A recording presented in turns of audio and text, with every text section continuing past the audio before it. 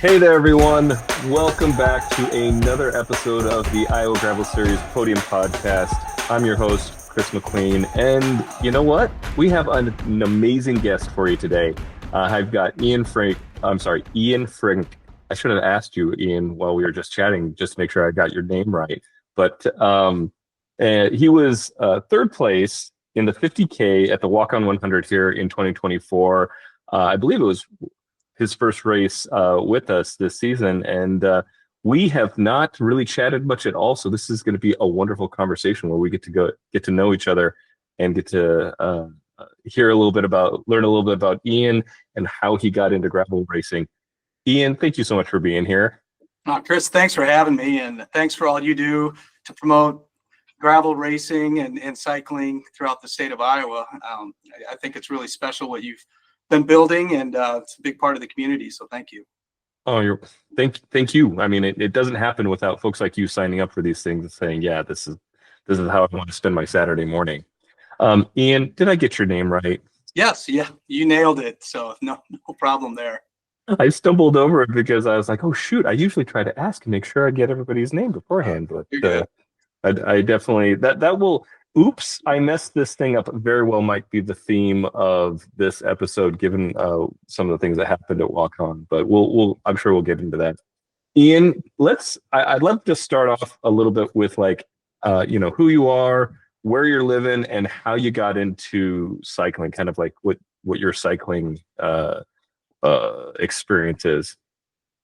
Yeah, sure. In a nutshell, I live in Bettendorf, Iowa. I work in Rock Island, Illinois. So I'm kind of here in the Quad Cities, and grew up here. And really early on, I was active. So I ran a lot of cross country and track in high school and college, and continued that for a period of time. And then eventually, just your body kind of wears out a little bit from running. I think this has happened to a lot of people. And transitioned to cycling. So bought my first road bike when I turned 40. So I'm 52 now, so it's 12 years ago. And over time, kind of gravitated more to the gravel side of things, and I've really enjoyed that. So been riding a gravel bike for 6-7 years, and I've been entering races and doing that sort of thing for the past 3 or 4 years. So just kind of my evolution, from being active. This is where I'm at right now, and I really enjoy it. I really do.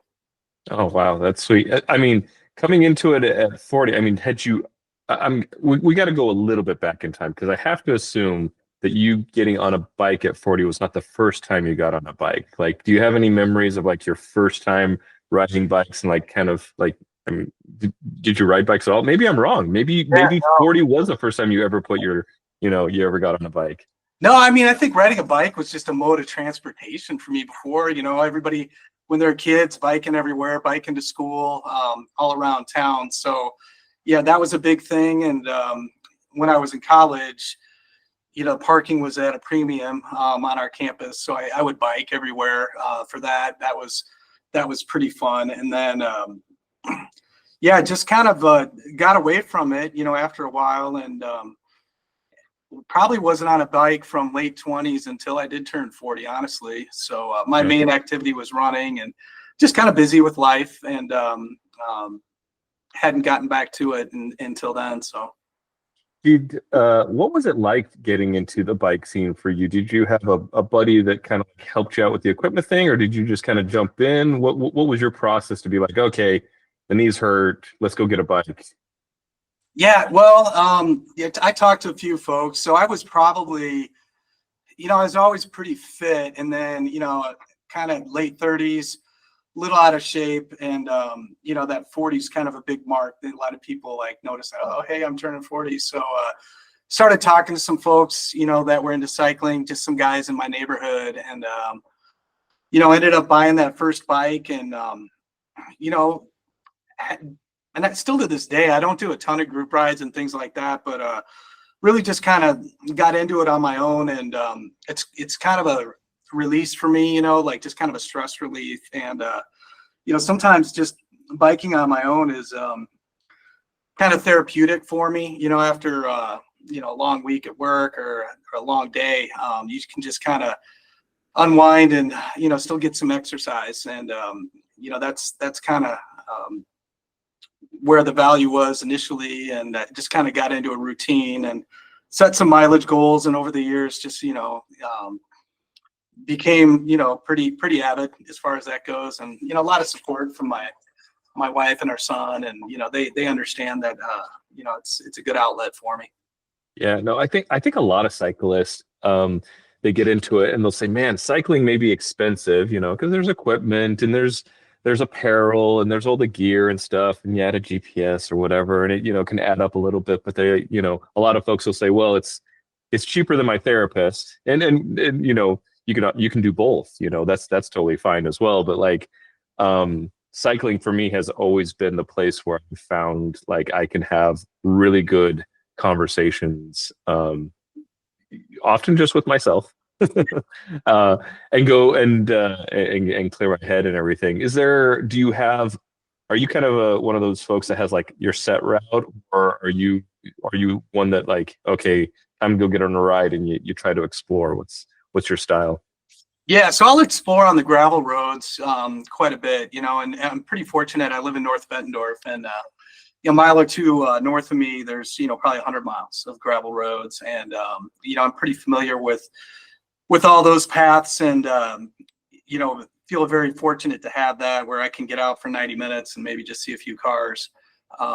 So I enjoy that. When it comes to riding on the roads, I'm a lot more selective with the routes I choose. So, I may get some loops going, a little bit back and forth, 6, 7, 8 mile loops, things of that nature. But I just feel like it's overall like a safety side for me. And then quite honestly, half the time I'm riding on my trainer in the basement. So, I have a Zwift account and, Smart Trainer, and there's a good spot for that. And, I've gotten in some pretty good workouts, and, it's a good fallback plan when it's like this time of year when it's dark at 4:30 and, you still want to get a workout in. So, Yeah. Do you have a favorite, how long have you been doing Zwift? oh man, quite a while, probably 2019, 2020. Yeah, Okay. quite a So bit. when they redid I did Zwift for a little while. I actually stopped doing Zwift because I would end up racing too much. Like every one of my workouts ended up being like tempo higher or whatever. I just couldn't. I would get caught up in it too much. So I ended up switching over to Trainer Road for most of my stuff anymore. But I do love Zwift and like Alp to Swift and all that, and everything. But when they changed the points system over here recently, and they redid the levels and everything, what was that experience for you? For the racing side of it.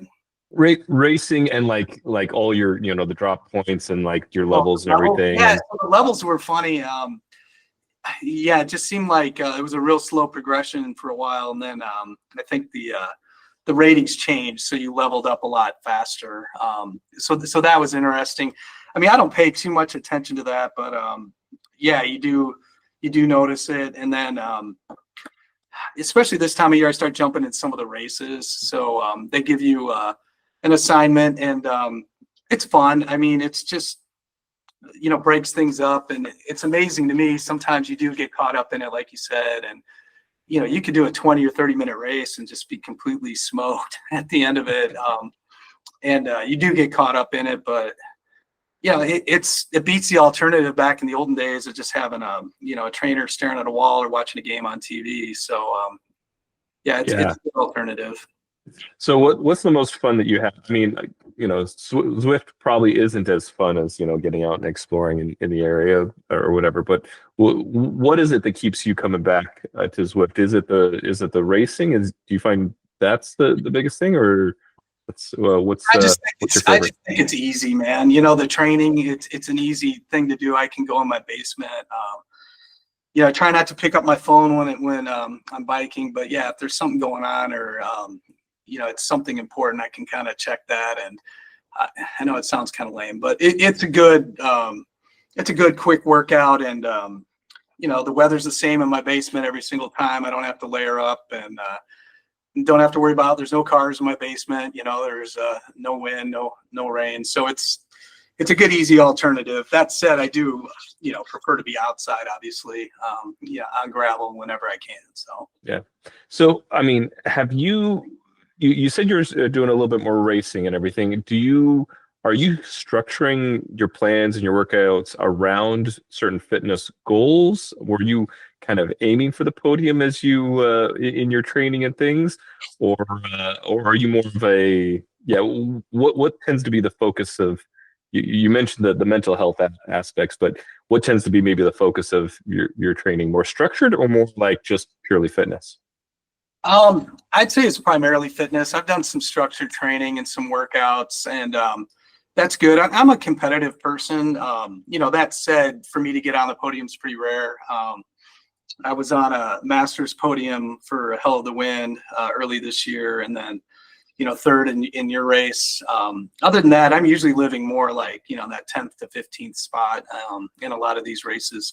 But yeah, I do enjoy them, and I like racing. I like being competitive. I like the whole part of it, trying to hang on to the group. If you fall off the back, trying to reconnect, or watching how things develop as the race goes on. So I do enjoy that. But yeah, it's the primary thing is probably fitness, wellness, my sanity, like this release I talked about. But yeah, I've always been competitive back to junior high school, and I guess once you have that in you, you kind of it's hard to let go.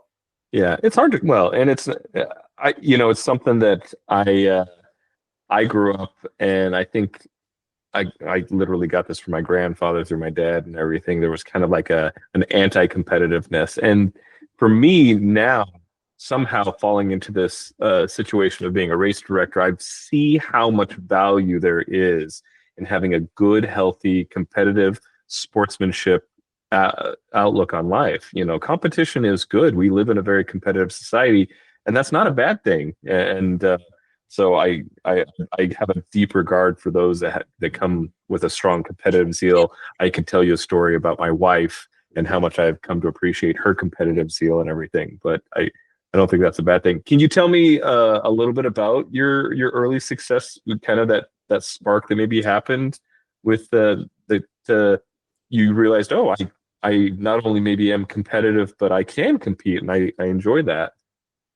Yeah, I think I probably got in a little bit better shape, up my mileage 4 or 5 years ago. So my goal's always been like 10,000 miles a year, and I haven't hit that every year, but that's always the goal. And after I did that, I was doing some just whatever's close and easy, some the Crandic CR and Iowa City corridor. They have a time trial series, so I do some of that, just do the breakaway race and the non-aero, and then our bike club has a few of those, so it's trying to do some of those things, and just trying to hold a decent effort for those shorter races.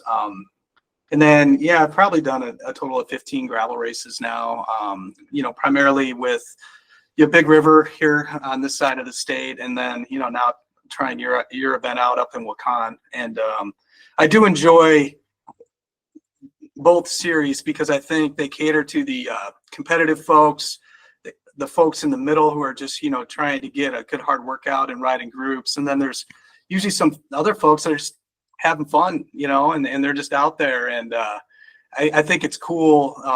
Maybe that's more the gravel community where you have that bond, and it kind of goes from the first folks across the line all the way to the last, and everyone's hanging out, watching everyone come in and finish. And I think that's pretty fun. And that said, I really did enjoy that Waukon race with the sweeping bends through the river valley, the gravel, and Decorah is beautiful. It's a lot different than anything else in Eastern Iowa, and that was a cool course.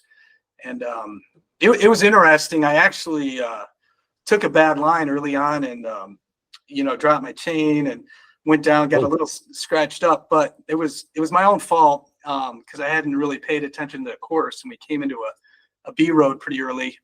And so was it that very first B road one with the big dip and then the rock, or was it later on? It had to be like 4 or 5 miles into the race. Okay, yeah, pretty early. And yeah, it was all on me, and I didn't affect anyone else, so I felt good about that. But then I probably spent from that point all the way up to the last mile riding by myself, trying to reel in the guys ahead of me, and it was fun. I was really pushing myself, but also trying to take in the river valley and the folks fishing, and you threw in a few challenging hills there, so yeah, that caught my attention. I try not to put all the challenging hills in, but Yeah. hopefully within measure, there's enough to keep it up there. Did you go into that race trying to keep? I mean, it sounds like you always are trying to kind of stay onto a group because certainly that's a lot more fun and everything. But did you go into it with kind of looking around at the field and had you done your research? Did you know who might be there and were thinking about ahead of time, or were you just kind of like, well, what comes, what comes? Like, where were you on that? So there's one guy, Joe Tabor, who I know who's from the Quad Cities, and he was in that race. So we're kind of somewhat close to each other.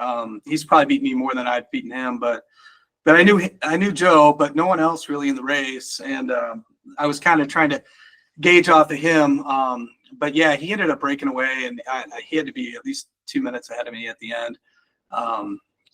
But yeah, everything else was new to me, and I enjoyed it. I hung out afterwards, talked to a few folks, and met some new people, and it's always fun to kind of share stories and talk about the course and the day. And yeah, I think everybody had a lot of positive things to say about the course. It was very very scenic and challenging, and yeah, it was a good event.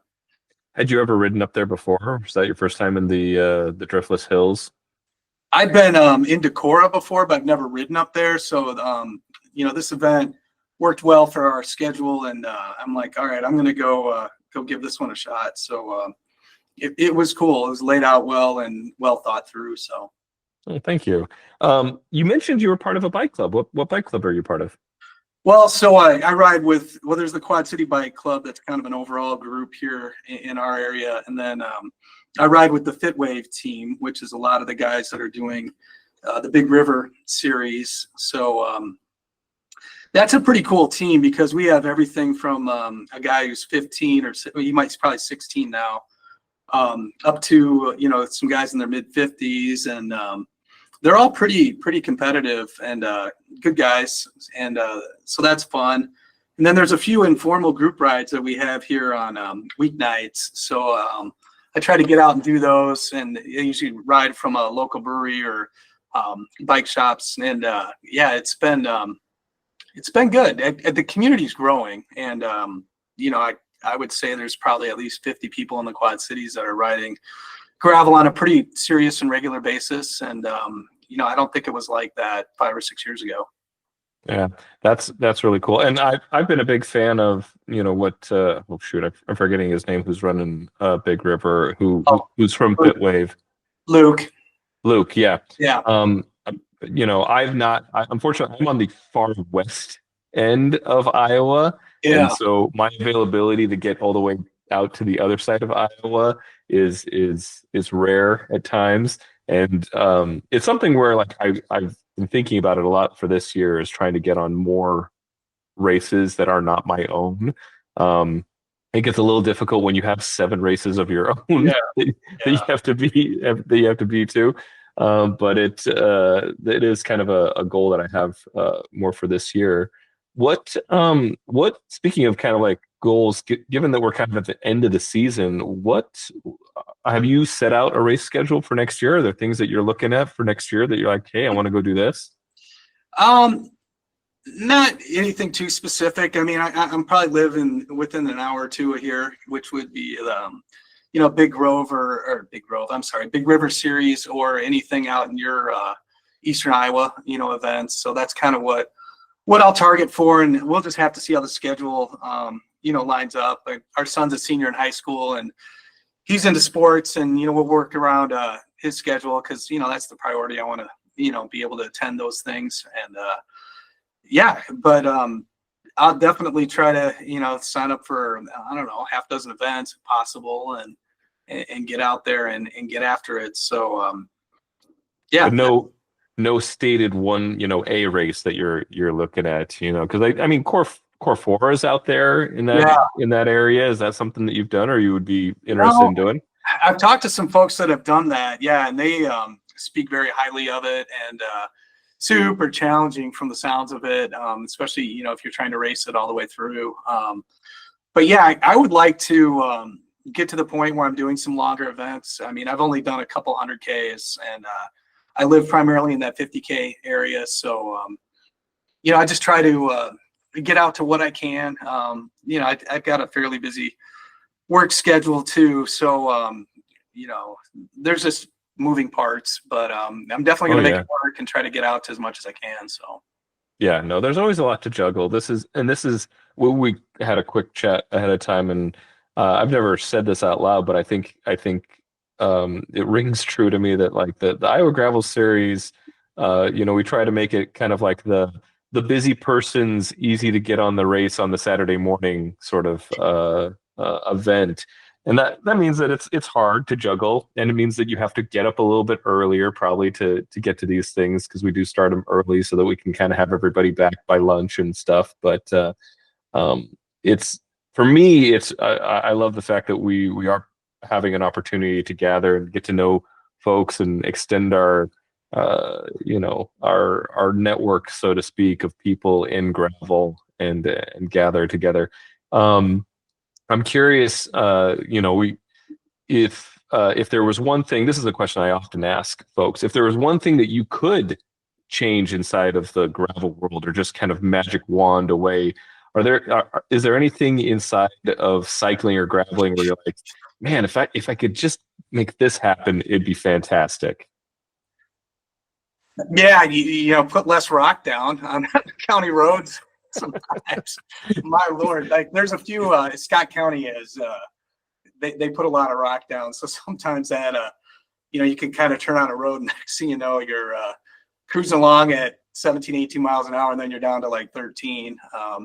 But no, with the events, I really do think that your series is onto something. I think Big River is onto something. Lute's actually put on a couple events in Illinois, which I think opens up some opportunities for people from Peoria or the Chicago suburbs too. So some of those folks enjoy getting out, but yeah, I probably prefer the gravel over the other forms of cycling at this point. But yeah, I wouldn't anything I would change is beyond my control. Dogs chasing me where I have to do There you go. 20 miles an hour to save myself, or the thick rock. Those are my two pet peeves, but can't Well, I control. mean, the eastern side of Iowa does tend to be a little bit flatter. So, I mean, for you truly to get your cardio, you really should just get more dogs chasing you. I mean, that really helps give you that Oh need man, to step it up. yeah, I think I almost pulled my quad last time. Yeah, those dogs keep getting faster. I think it's hard to get away. Do you have a go-to method to like? Are you a squirt bottle squirter? Are you a just race them? Like, what's your method for ducks? Because growing up, I grew up cycling, mostly mountain biking up in the mountains in the West, and so dogs just weren't a problem until I came to the Midwest. And I'm like, what is going on? So I'm curious, always curious about the various tactics that people are using Yeah, to I just try to go as fast as I can. Fortunately, I haven't been chased up a hill yet. I think that might spell the end of me. Yeah, no, I usually try to say something to them, or in all seriousness, really, like it's dangerous for the dog, it's dangerous for the rider. You don't want to hit the dog and cause harm, and it's dangerous for us, as we're riding, because you don't want a dog bite, you don't want to go down. And I've seen it even in a gravel race too, where it's a little bit more serious because you got a big group of people. So yeah. yeah, I don't know what the answer is to that. So I don't know what it is for everybody. My technique, and again, my technique does not work for a lot of people, unfortunately, but I was blessed with a pretty serious dad voice or pretty good yell. So yeah, I can put out a pretty strong no, really loud. And so usually that stops them in their tracks when they get just a strong, like direct, yeah, pointing at them no sort of thing, but not all of them. There's definitely been times where unfortunately, I used my strong voice, and then I'm like, oh crud, I'm out of breath. Yeah. I didn't have enough to run. So yeah, I don't know what the solution is. You absolutely nail it that, it is something that we kind of a danger that we have to kind of manage in the area, unfortunately. But well, cool. Well, let's see here. I think we're probably about at time, and so I don't want to take up your whole night, but kind of as a last question here, Ian, as you think about like your racing experience and this season, what was probably your favorite thing from this last 2024 season for you? What's the thing that you look back on and go, "Man, that was great." So it's probably inside of two races, right? So at Waukon, I was pretty happy to lose the group and then catch back, even though it took 20 plus miles. So I was pretty happy with that. I could see folks ahead of me, and was kind of counting the time, like as they went around the corner, I'm like, all right, I'm 30 seconds back, or I'm 15 seconds back. And was able to catch two guys, and the younger rider from Sugar Bottom, he out sprinted me at the end. And then I was in between him and fourth place. The other race too, was the Big River race out in Erie, Illinois, and I was pretty happy with that one. I didn't get a podium, but I was 10th, and the field was super competitive. Similar type situation. I fell off the lead group, but was kind of solo, got scooped up by a second group, and then was able to ride home with those guys and got past a few folks. So that was fun. That race was super fast.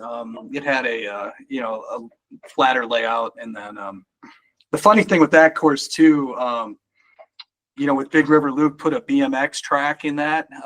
So we were riding, 10 miles to go, and you go through this BMX track, and you're kind of going over these hills and around this bend that had some mud on it, and then we came back out, and I was just pretty happy to make it through that upright. So that was fun. Yeah.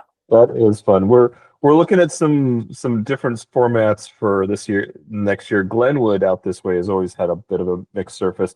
Actually, one of the hardest things with Waukon is getting anything but beautiful gravel, because in that area it's either paved or it's really nice gravel. The only bit of B road that I've found on that route that's worth doing is on the Waukon 100. So we struggle to get variety in surfaces there, but man, it's such a beautiful place, and the scenery is just next level. And I don't know if you stopped at the first aid station, but it had a fantastic view for you. I did. I didn't stop, but I did slow down because it was amazing, and I did see the the preview photo, and leading up to the race. You guys had some social media posts or things along those lines, and I'm like, that is amazing. You could probably see, I don't know, you tell me 15, 20 miles off in the distance is beautiful. Yeah, really beautiful. So it's so wonderful that we get to enjoy these beautiful outdoors and all these different surfaces, and do it with people that just want to have fun on their bikes and have a good, healthy competition. So again, Ian, thank you so much for being part of that. I hope we get to see each other here on a race very soon. Yeah, I look forward to it. I'll definitely get to an event or two of yours next year in 2025. So thanks for all you're doing. I know it's a ton of work. A lot of people don't realize how much time and effort goes into putting on events, let alone a whole series. So I know you're doing a top tier job, and you got a lot of good support. So thank you. We appreciate it. Thank you. Appreciate you as well. Hey, so we'll chat soon. Have a good night, Ian. All right. Thanks, Chris.